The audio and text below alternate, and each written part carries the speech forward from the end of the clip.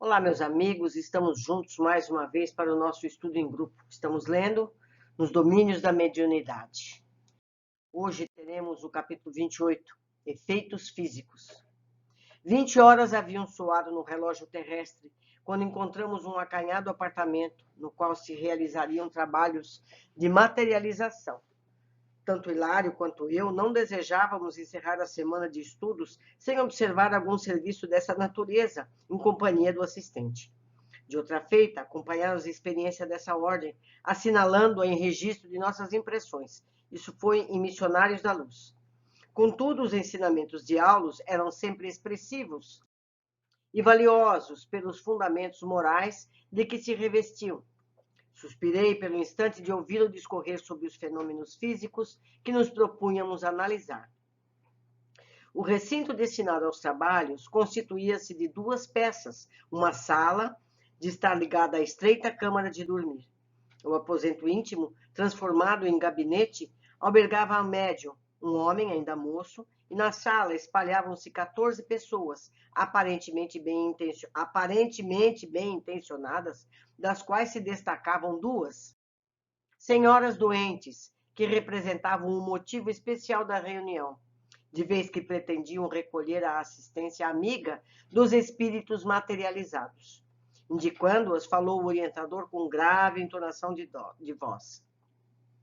Venham com vocês até aqui, considerando as finalidades do socorro aos enfermos, porque, embora sejam muitas as tentativas de materialização de forças de nosso plano na Terra, com raras exceções, quase todas, se desenvolve sob lastimáveis alicerces que primam por infelizes atitudes dos nossos irmãos encarnados. Só os doentes, por enquanto, no mundo, justificam o nosso ver o esforço dessa espécie, junto das raras experiências, essencialmente respeitáveis e dignas, realizadas pelo mundo científico em benefício da humanidade. Quiséramos alongar o entendimento, no entanto, renteando conosco, diversos obreiros iam e vinham, dando a perceber o início dos trabalhos daquela noite. A higienização processava-se ativa, o serviço reclamava cuidado. Segundo apontamentos recolhidos por nós em outras ocasiões, aqui surgiam aparelhos delicados para a emissão de raios curativos. Acolá se efetuava a ionização do ambiente com efeito bactericidas. Alguns encarnados, como habitualmente acontece, não tomavam a sério as responsabilidades do assunto e traziam consigo emanações tóxicas, oriundas do abuso da nicotina, carne e aperitivos, além das formas de pensamento menos adequadas à tarefa que o grupo deveria realizar. Atento ao estudo, Aulus recomendou-nos centralizar a atenção no gabinete do médium. Obedecemos. Ao redor, laboriosa atividade seguia adiante. Dezenas de entidades bem comandadas e evidenciando as melhores noções de disciplina articulavam-se no esforço preparatório. O instrumento medianímico já havia recebido eficiente amparo no campo orgânico. A digestão, a circulação, tanto quanto o socorro das vísceras já eram problemas solucionados. Dispensar-nos-emos de maior rigor descritivo, porquanto em outras páginas, Missionários da Luz, já citado, a materialização, de acordo com nossas possibilidades de expressão, mereceu-nos meticuloso exame no que respeita às substâncias associadas, recursos e movimentos do plano espiritual. Qualquer coisa, retomar o livro Missionários da Luz, que vão ter toda essa explicação. Agora, interessava-nos a mediunidade em si. Tentávamos analisar-lhes o comportamento, em si as relações com o ambiente e as pessoas. E para isso, o nosso parecer, nenhuma ocasião melhor que aquela em que dispunhamos da colaboração segura de um amigo competente e devotado, qual o instrutor que nos acompanhava solícito. Apagada a luz elétrica e pronunciada a oração de início, o agrupamento, como de praxe, passou a entoar hinos evangélicos para equilibrar as vibrações. Eu explico aqui que não é da religião evangélica. São hinos que falam do evangelho. melhorar as vibrações do recinto. Colaboradores desencarnados extraíam forças de pessoas e coisas na sala, inclusive da natureza em derredor, que, casadas aos elementos de nossa esfera, faziam da câmara mediúnica precioso, complicado laboratório. Correspondendo à atuação magnética dos mentores responsáveis, desdobrou-se o médium, afastando-se do veículo físico, de modo tão perfeito que o ato em si mais se afigurava à própria desencarnação, porque o corpo jazia no leito, como se fora um casulo de carne, largado e inerte. O veículo físico, assim prostrado, sob o domínio dos técnicos do nosso plano, começou a expelir o ectoplasma, qual pasta flexível, à maneira de uma geleia viscosa, semilíquida, através de todos os poros e com mais abundância pelos orifícios naturais, particularmente boca, narinas e ouvidos, com elevada percentagem a exteriorizar-se igualmente do tórax e das extremidades dos dedos. A substância, caracterizada por um cheiro especialíssimo que não conseguimos descrever, escorria em movimentos reptilianos, acumulando-se na parte inferior do organismo medianímico, onde apresentava o aspecto de grande massa protoplásmica, viva e tremulante. Se movimentava para se agrupar. Companheiros nossos prestavam carinhosa assistência ao médium, separado da vestimenta física, como se ele fora um doente ou uma criança. À margem da ação, Aulus esclareceu prestimoso, o ectoplasma será em si tão associado ao pensamento do médium quanto as forças do filho em formação se encontram ligadas à mente maternal. Em razão disso, toda a cautela é indispensável na assistência ao medianeiro. Hilário, que ouvia reverente, indagou. Tal cuidado decorre da possibilidade de inconveniente intervenção do médium nos trabalhos? Exatamente, e Aulus prosseguiu. Se pudéssemos contar com mais ampla educação do instrumento, de certo menos teríamos a temer, de vez que a própria individualidade do servidor colaboraria junto de nós, evitando-nos preocupações e contratempos prováveis. A materialização de criaturas e objetos de nosso plano, para ser mais perfeita, exige mais segura desmaterialização do médium e dos companheiros encarnados que os assistem, porque por mais nos consagremos aos trabalhos dessa ordem, estamos subordinados à cooperação dos amigos terrestres, assim como a água, por mais pura, permanece submetida às qualidades felizes ou infelizes do canal por onde escoa. Isso nos deixa entrever, acentuou meu colega, que o pensamento mediúnico pode influir nas formas materializadas, mesmo quando essas formas se encontrem sob rigoroso controle de amigos da nossa esfera. Sim, confirmou o assistente, ainda quando o médium não consiga senhoreá-las de todo, pode perturbar-lhes a formação e a projeção, prejudicando-nos consequentemente o serviço. Daí o impositivo da completa isenção de ânimo por parte de quantos se devotam a semelhantes realizações.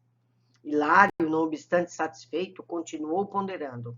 As faculdades de materialização, desse modo, não traduzem privilégio para os seus portadores? De modo algum. E depois de breve pausa, o próprio verbo reverente ao assunto, em sentido literal, não encoraja qualquer interpretação em desacordo com a verdade. Materializar significa corporificar.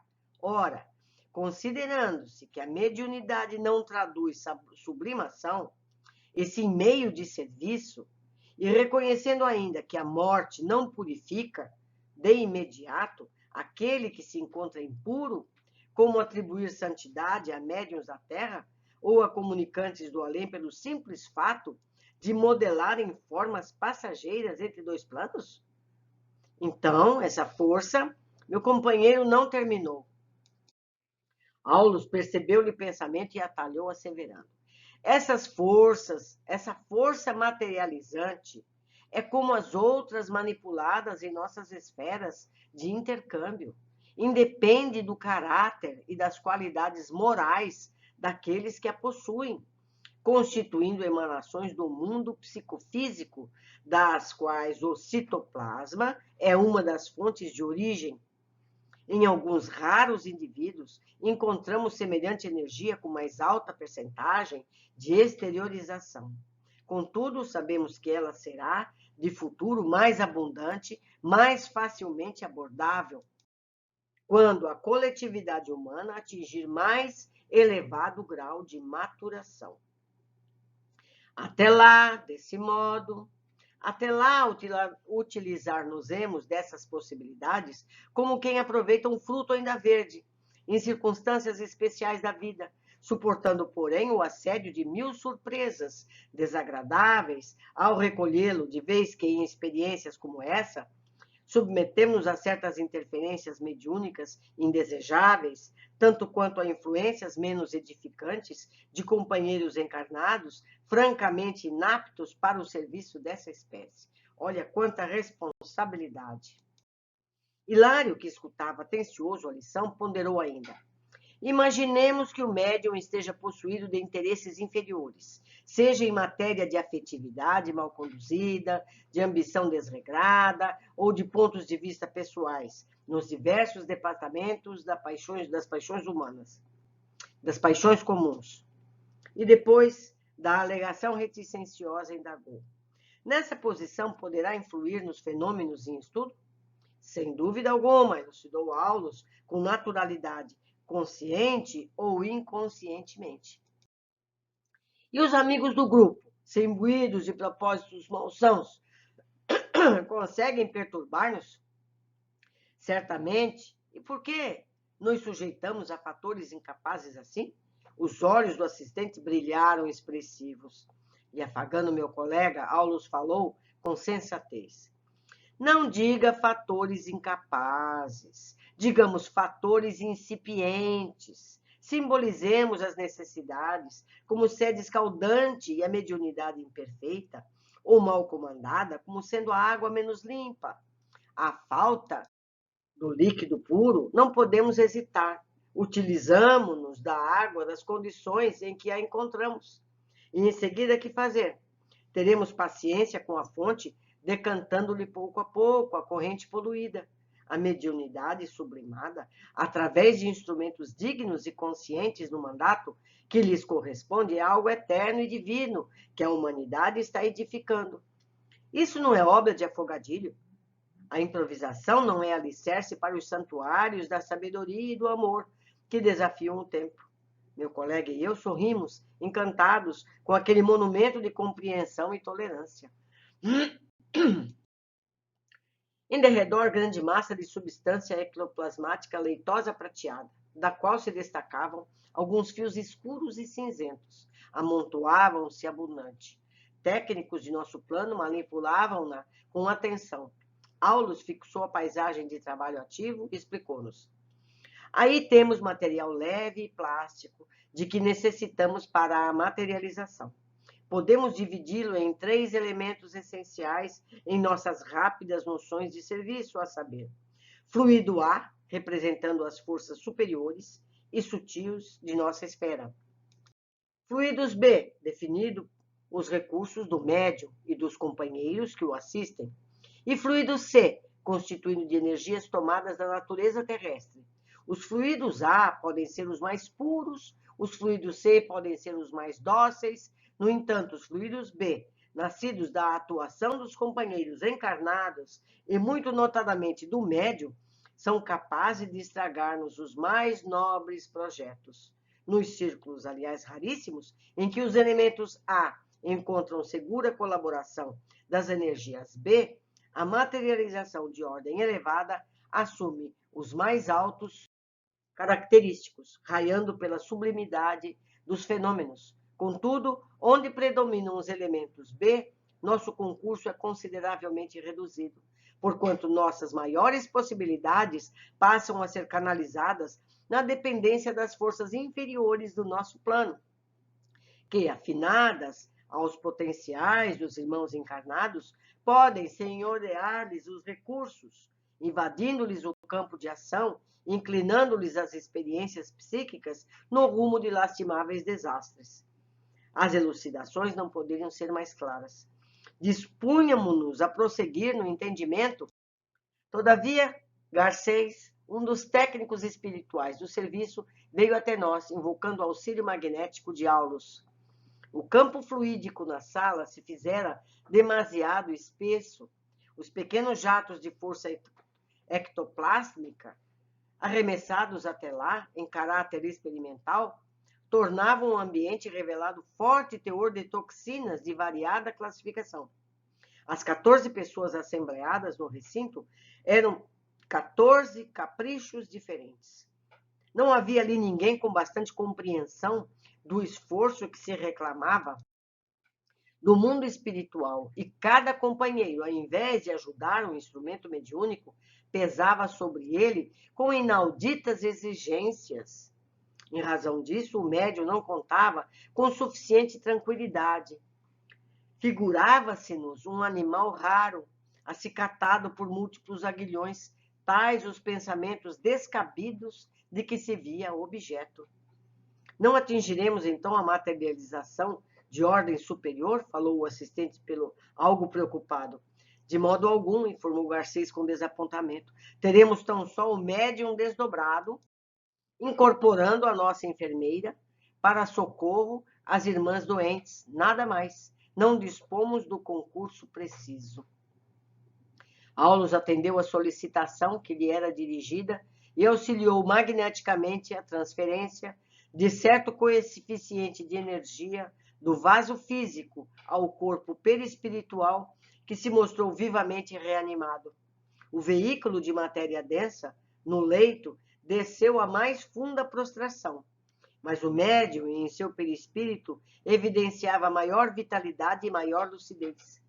Amigos espirituais envolveram-no em extenso roupão ectoplásmico, e a enfermeira uniu-se a ele, comandando-lhe os movimentos. Ou seja, a médium que doava ectoplasma, em desdobramento, ocupou-se do seu ectoplasma e com ele fez com que o espírito incorporasse nesse corpo formado do perispírito do médium mais o ectoplasma. Complicado, né? Mas é mais ou menos isso. O médium, não obstante ausente do corpo carnal, achava-se controlado pela benfeitora, pela enfermeira, à maneira de um médium psicofônico, diferenciado apenas pela roupagem singular, estruturada com apetrechos ectoplásmicos imprescindíveis à permanência dele no recinto, onde explodiam pensamentos perturbados e inquietantes. Vendo-o caminhar inseguro, abraçado pela enfermeira, que o movimentava para o serviço assistencial, Hilário, ciciante, falou ao nosso orientador. O médium está consciente durante o fenômeno? Fora do corpo, sim, mas possivelmente não guardará qualquer lembrança, logo regresse ao campo físico. Meu colega ainda aventurou. Vemo-lo avançar com indumentos materializados e sob orientação da enfermeira amiga. Entretanto, caso alimente essas condições, qualquer desejo menos digno pode interferir no trabalho, prejudicando-o? Perfeitamente, disse Aulus. Ele está sob controle, mas controle não significa anulação. Qualquer impulso infeliz do nosso companheiro correrá por conta do serviço. Daí a inconveniência das atividades dessa espécie sem alto objetivo moral. O medianeiro das curas, enlaçado pela entidade generosa, alcançou o estreito aposento, exibindo a roupagem delicada, semelhante a uma túnica de luar, emitindo prateada luz. No entanto, À medida que varava a atmosfera reinante do recinto, a claridade esmaecia, chegando a apagar-se quase de todo. Diante do nosso olhar indagador, o assistente esclareceu. A posição neuropsíquica dos companheiros encarnados que nos compartilham a tarefa, no momento, não ajuda. Absorvem-nos recursos sem retribuição que nos indenize, de alguma sorte, a dispensa de fluidos laboriosamente trabalhados. A convite do orientador, penetramos a sala. Efetivamente, escuras emissões mentais esguichavam contínuas, entrechocando-se de maneira lastimável. Os amigos, ainda na carne, mais se nos figuravam crianças inconscientes. Pensavam em termos indesejáveis, expressando petições absurdas no aparente silêncio a que se acomodavam irrequietos.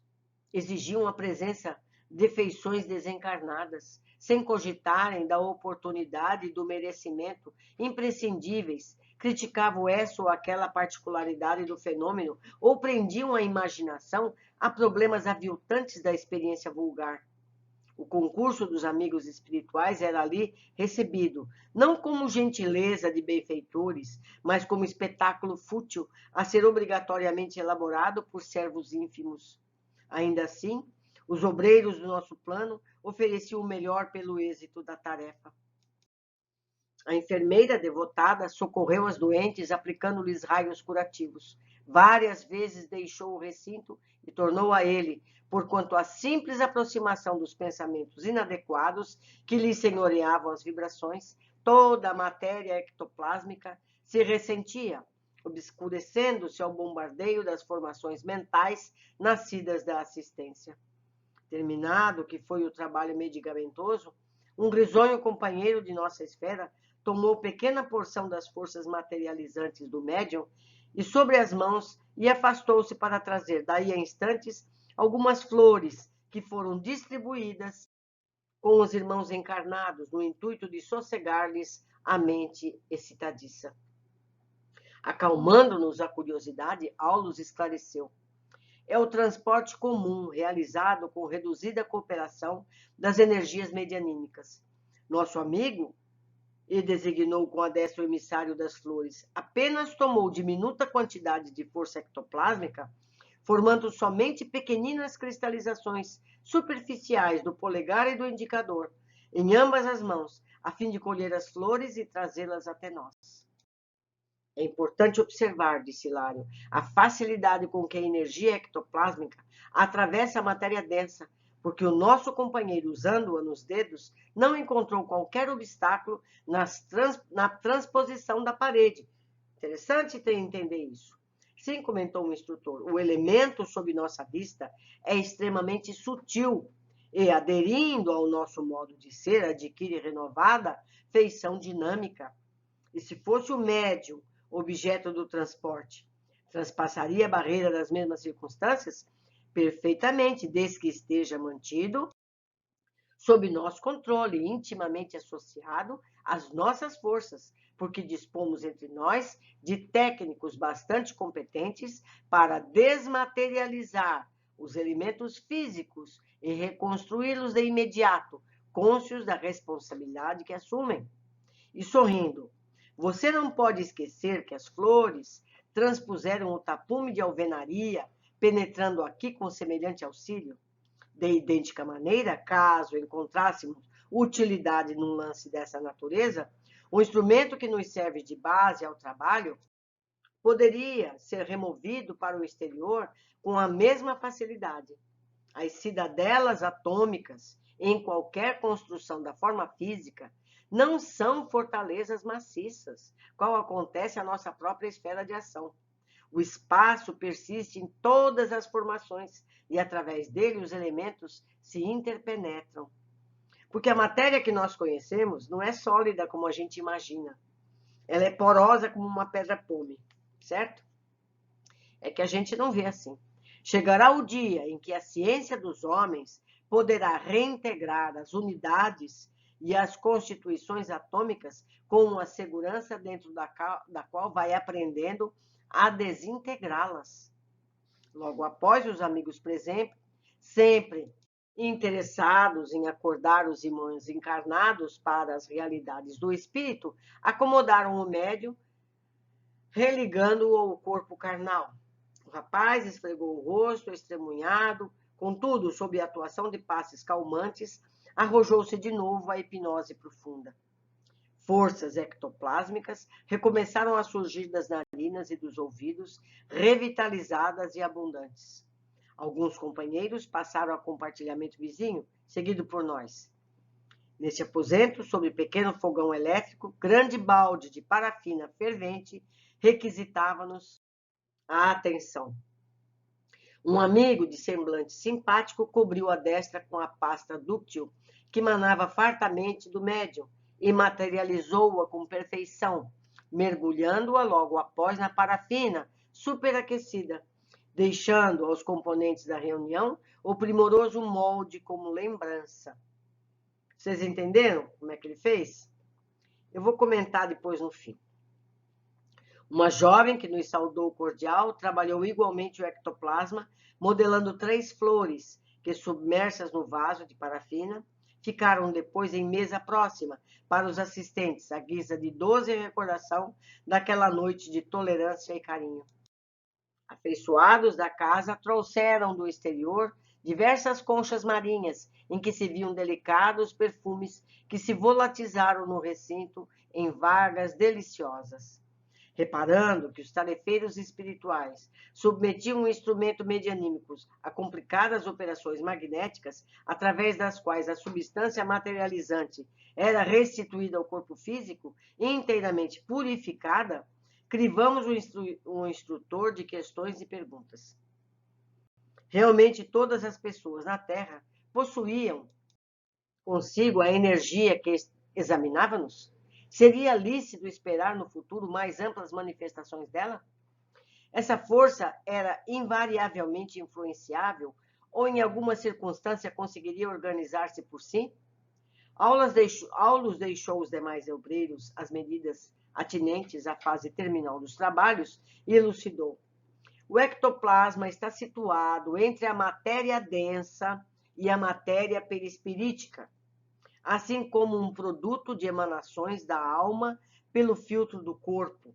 É o recurso peculiar, não somente ao homem, mas a todas as forças da natureza. Eles foram na natureza buscar também, não foi? Em certas organizações fisiológicas especiais da raça humana, comparece em maiores proporções e em relativa madureza para a manifestação necessária aos efeitos físicos que analisamos. É um elemento amorfo, mas de grande potência e vitalidade. Pode ser comparado à genuína massa protoplásmica, sendo extremamente sensível, animado de princípios criativos que funcionam como condutores de eletricidade e magnetismo, mas que se subordinam invariavelmente ao pensamento e à vontade do médium que os exterioriza, ou dos espíritos desencarnados ou não, que sintonizam com a mente mediúnica, senhoreando-lhe o modo de ser.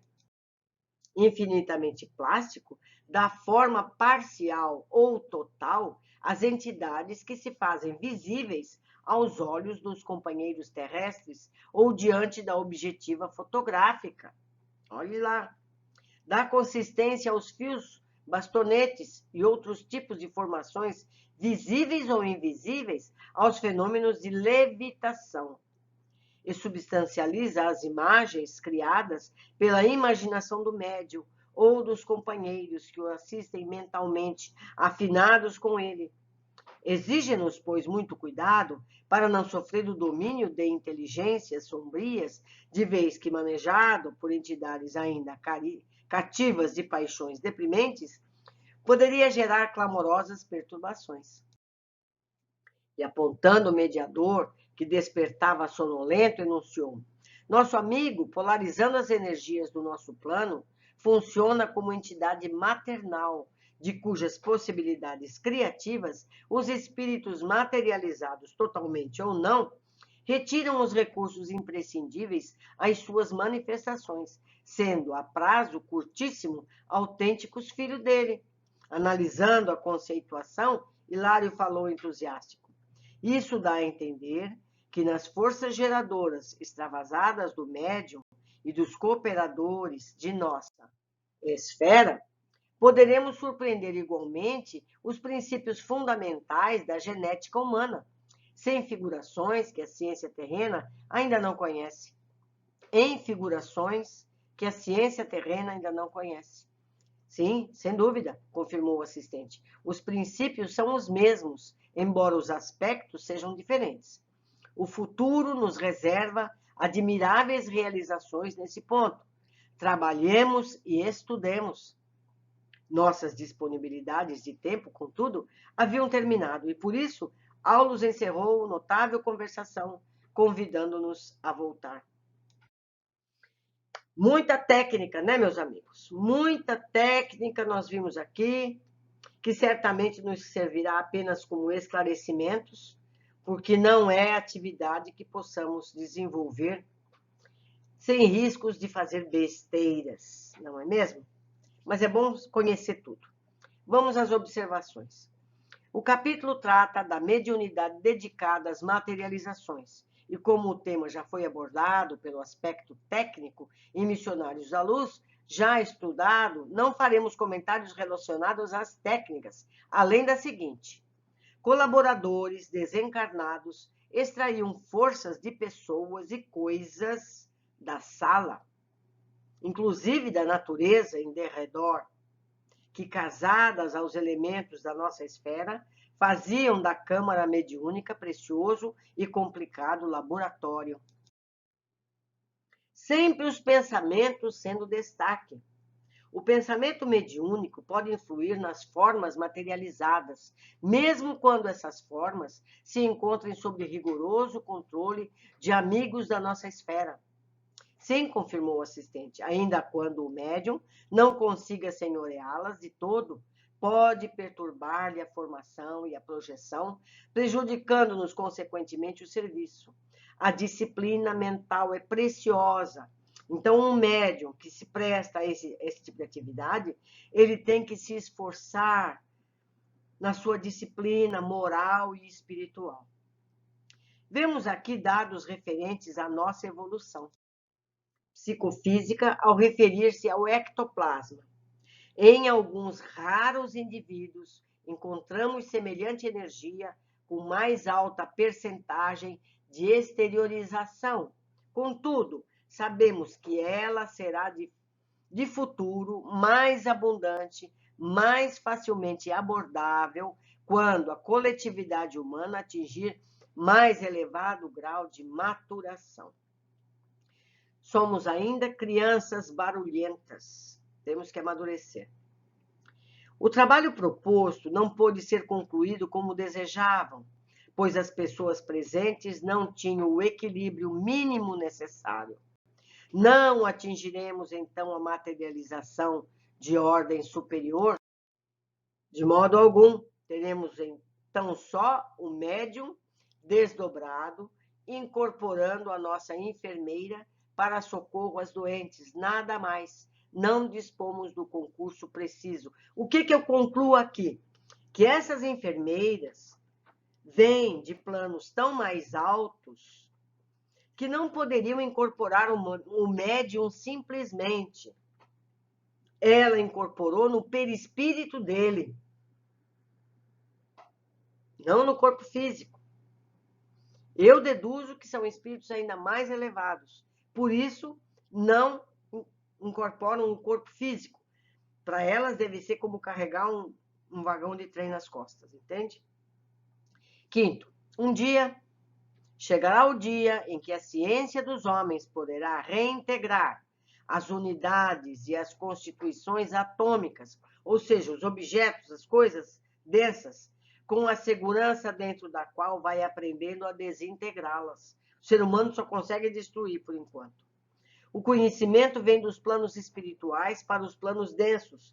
Toda invenção chega a nós depois de ser conhecida há vários anos nos planos espirituais. é comum vermos a mesma invenção chegar à Terra pelo trabalho de várias pessoas que vivem em locais distantes uns dos outros, pois foi por cada um deles essa descoberta mediunicamente. Todos somos médiuns. Então, quando vem uma invenção nova, os espíritos trazem esse conhecimento, essa intuição científica para várias pessoas. As que tiverem mais competência vão desenvolver aquela invenção. As mãos de parafina eram comuns no passado. Hoje, tais exibições já não são úteis para mostrar as realidades espirituais. O espírito modelou a mão com ectoplasma e materializou com perfeição, mergulhando-a logo após na parafina superaquecida. E depois põe na água fria. Ele não explicou aqui. Uma mão física não poderia ser retirada do molde sem quebrar o modelo frágil. Vocês podem tentar. Aquece a parafina, espera esfriar bastante. Quando ela ficar com a textura de manteiga, que você já consegue pôr a mão, a gente põe a mão dentro, pode até fechar um pouquinho assim, ó. Aí você põe a mão na água fria. Aí vê se você consegue tirar a mão de dentro sem quebrar. Não consegue. Mas a mão do espírito, a mão ectoplasmática, é possível se desmontar e deixar a mão perfeita, certo? Falando sobre o ectoplasma, explica Aulus, o ectoplasma está situado entre a matéria densa do nosso corpo físico e a matéria perispirítica, assim como um produto de emanações da alma pelo filtro do corpo. É um recurso peculiar, não somente ao homem, mas a todas as formas da natureza. Isso já foi comentado em livros anteriores, em especial Missionários da Luz, certo? É como se fosse uma roupa, um lubrificante, uma substância que fica entre o corpo físico e o perispírito. Uma meia. Entendemos como se dá a levitação e a aparição de objetos criados pela mente. Eu vou mais além. Não existe casa assombrada sem alguém que tenha ectoplasma como doador. Essa pessoa não precisa estar desdobrada, mediunicamente, em transe, não. A pessoa doa ectoplasma naturalmente. Quando a gente vai a um centro espírita, principalmente aqueles que tratam de cura, você pode se dispor a doar o ectoplasma. A espiritualidade colhe apenas o que é possível, sem prejudicar a gente. É como a gente doa sangue, mesma coisa. Então, a levitação é feita através do ectoplasma. Considerando fios, bastonetes e outros tipos de formações visíveis ou invisíveis nos fenômenos de levitação e substancializa as imagens criadas pela imaginação do médium ou dos companheiros que assistem mentalmente afinados com ele, no caso das assombrações que usam do ectoplasma de alguém para formarem alguma forma de fantasma, o que ele quer que seja para assustar a gente ou para aparecer para a gente. Sem ectoplasma ele não consegue fazer isso. Importante observar que exige-nos, pois, muito cuidado para não sofrer o domínio de inteligências sombrias, de vez que manejado por entidades ainda cativas de paixões deprimentes, poderia gerar clamorosas perturbações. Lembro sempre que os textos em amarelo são cópias do original. Tudo está na natureza e na física, material ou espiritual. Em breve, a ciência comum vai entender tudo isso. O uso que se faz dos recursos depende da elevação moral e espiritual de cada ser. A mesma ferramenta que cria e alimenta pode ferir ou matar. E concluindo, Aulus nos diz que no futuro os conhecimentos relacionados ao ectoplasma será progresso na humanidade. O futuro nos reserva admiráveis realizações nesse ponto. Trabalhemos e estudemos. Foi um capítulo muito técnico, muito cheio de informações que devem ser observadas e retidas. Deixo aqui meu e-mail, meu contato, para que vocês possam trocar comigo tudo aquilo que sabem e assim possamos crescer juntos. Um grande abraço e até o nosso próximo encontro.